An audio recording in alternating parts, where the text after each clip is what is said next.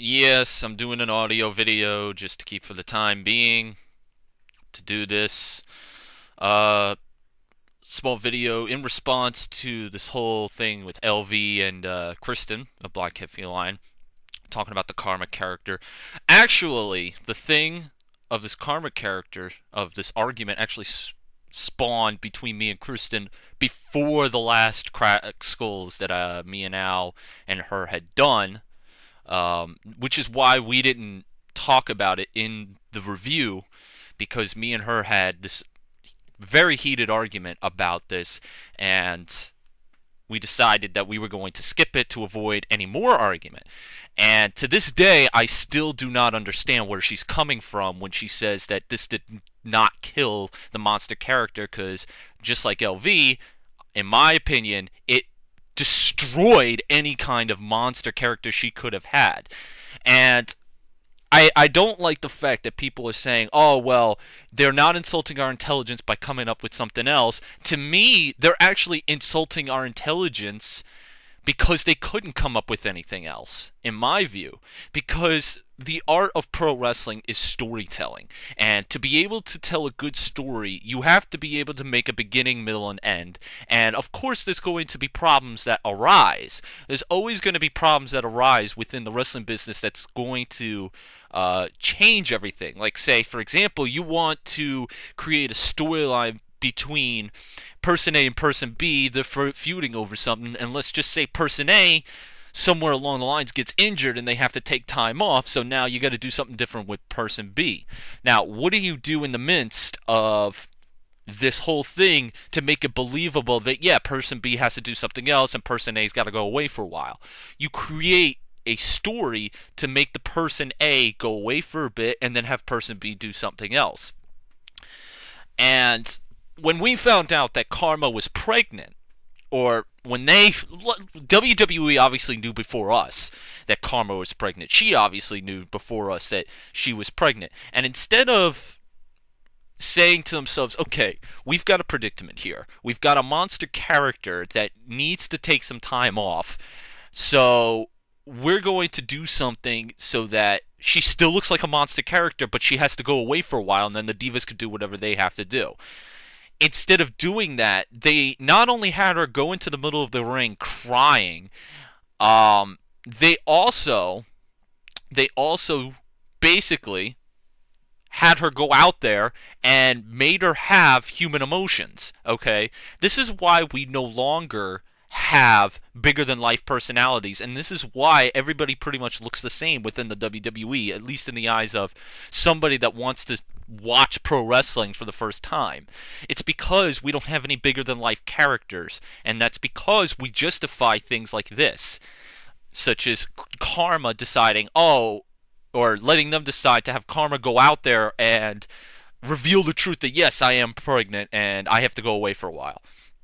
Kharma was not a character they brought in as somebody, oh, well, I'm not going to be a monster, I'm just going to be a bigger female that could beat all these other women. No, they didn't book her as that.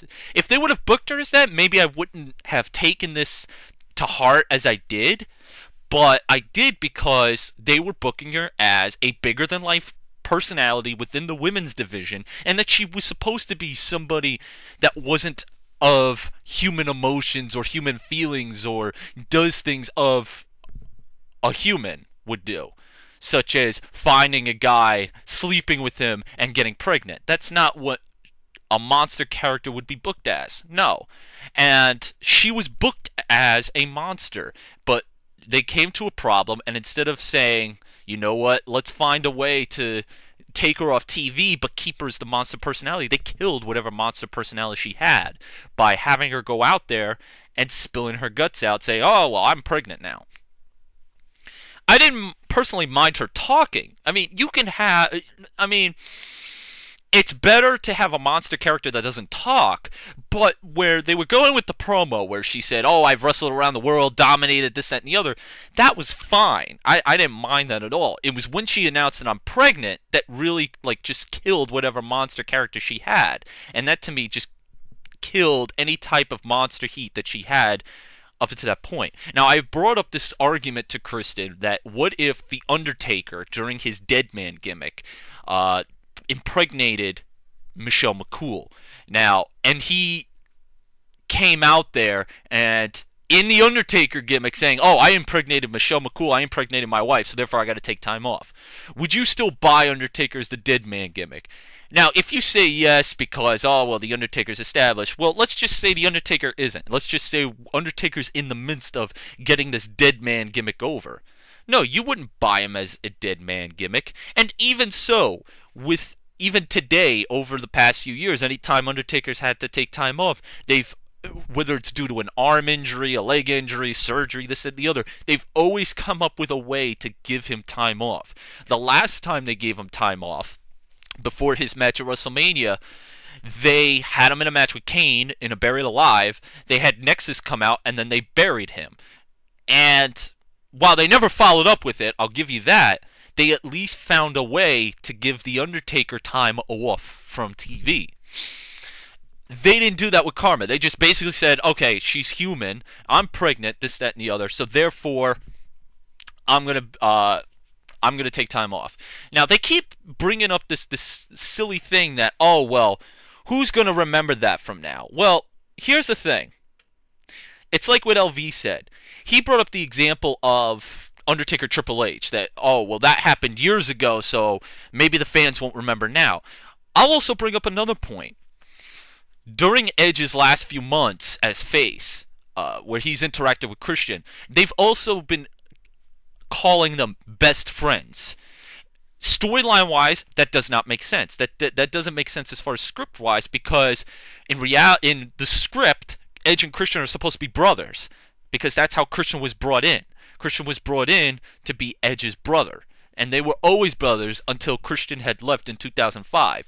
But it's not like Christian came back with a different gimmick. He was still Christian, and he was still known for the history of being with Edge. But now they're just considered best friends. They're no longer brothers, which does not make sense as far as script-wise.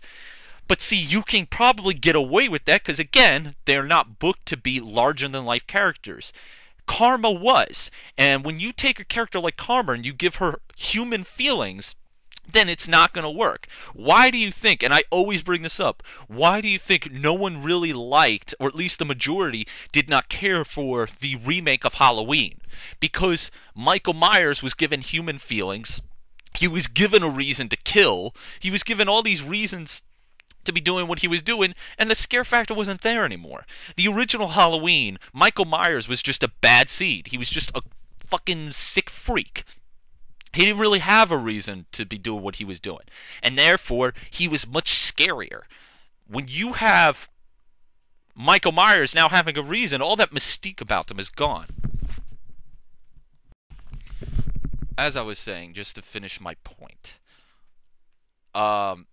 this killed Kharma's character.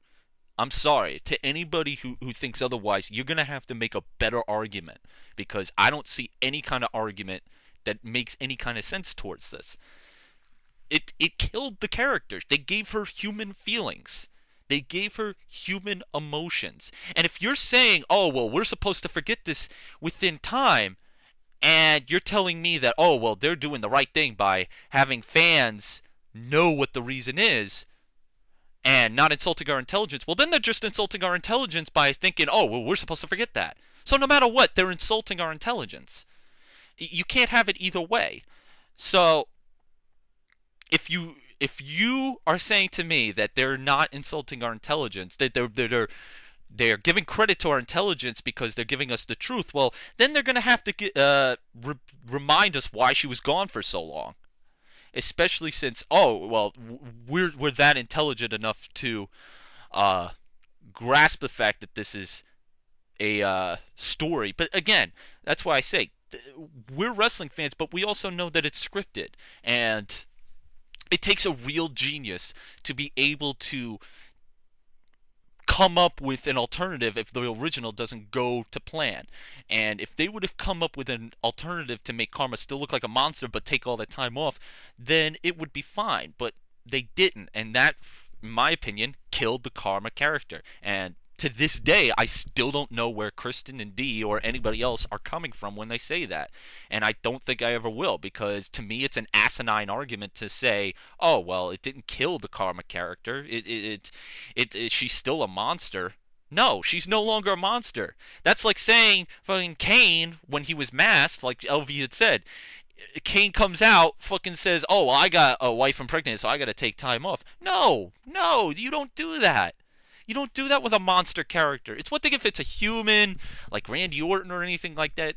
I could probably let that go. But when you're trying to build a larger than life character who does not have feelings, who does not have emotions, you're not supposed to do that.